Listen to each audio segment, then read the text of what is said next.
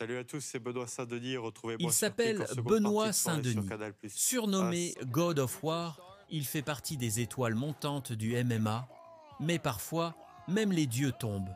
Aujourd'hui, il revient sur la défaite la plus difficile ça de va sa être la carrière. communion avec le public et ça va être la guerre dans l'octogone.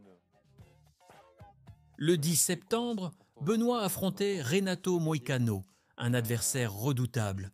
Mais J'étais en dès le forme. premier round, Je suis Benoît se arrivé heurte à une réalité brutale. pour faire mon boulot, c'est-à-dire essayer de m'imposer par tous les moyens possibles.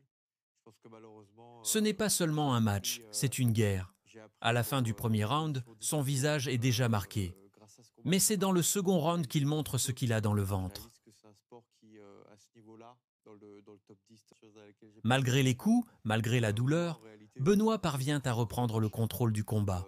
C'est là Voilà. qu'on voit ce qui le Bon, il y a la différencie. déception aussi, bien sûr.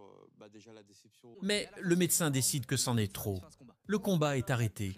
Défaite par TKO. Une décision cruelle, mais parfois nécessaire. Ce que beaucoup de gens ne voient pas, c'est ce qu'il y a derrière les coups. La préparation, le sacrifice et les proches qui vivent cette douleur avec toi.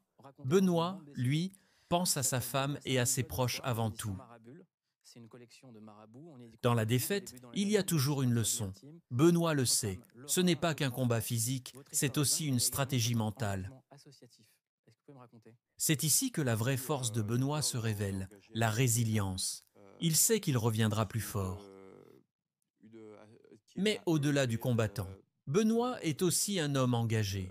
Avec sa femme Laura, il soutient une cause qui lui tient à cœur, la lutte contre la leucodystrophie.